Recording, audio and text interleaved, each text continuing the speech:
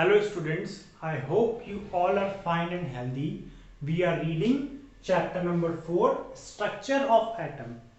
In our previous video, we have learned about electron. So before the discovery of an electron, there was a scientist whose name was E. Goldstein. Before the discovery of electron, there was a scientist whose name was E. Goldstein. So he also performed experiments using the gas discharge tube.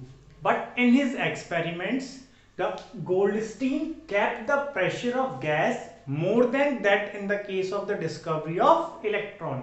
And for the cathode, he used a perforated disc. Perforated disc means that is having holes inside it. So he used a plate that was having holes in it. When he applied a high pressure, so he observed some kind of positive rays that was coming out from the anode and they were moving towards the cathode. So he named those rays as anode rays or canal rays. From these positive rays or these new rays that are known as anode rays, a new kind of particle was discovered. And this new particle was having the charge opposite to that of the electron. So if an electron is having -1 charge, so the proton was considered that it will have a +1 charge because the charge was equal but it is opposite in sign. Now this new particle that was discovered from the anode rays, it was considered approximately to be 2000 times heavier than that of the electron. And later on, this new particle that was opposite in charge to that of the electron and that was 2000 times heavier than the electron, it was named as proton. So a proton is having a mass of 1 unit and it is having a charge +1.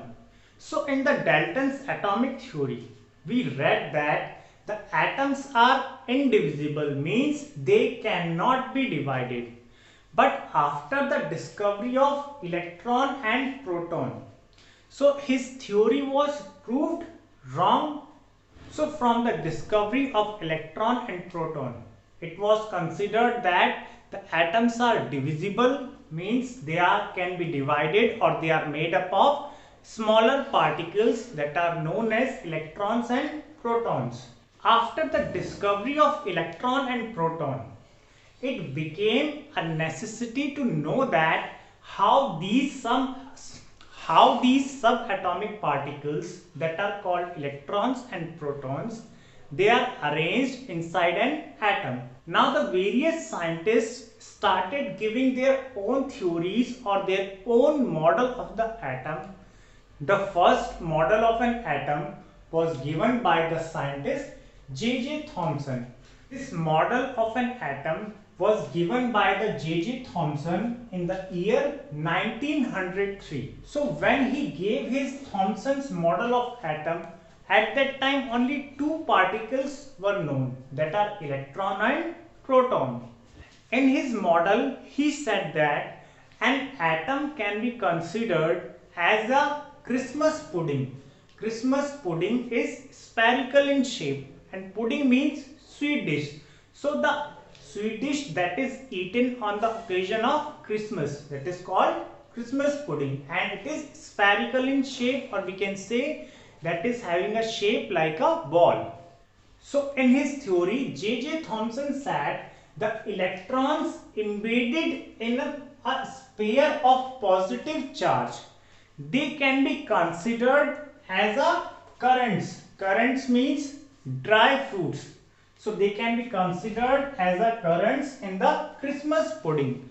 So if you will make a Christmas pudding that is having dry fruits in it, so the electrons can be considered as dry fruits in the spherical dish, and the spherical dish will be considered as a positive charge. We can also compare Thomson's model of an atom with the watermelon. Like in the watermelon, there is one red edible part and black seeds. So the red edible part can be considered as positive charge, whereas the black seeds that are embedded in the red edible part, they can be considered as electrons.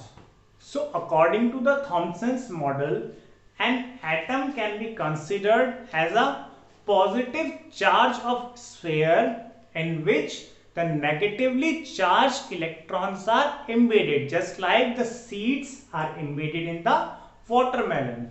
And he also said that the positive charges and the negative charges, they are equal in number. That's why the atom is electrically neutral, or we can say that's why the atom does not have any kind of charge on it.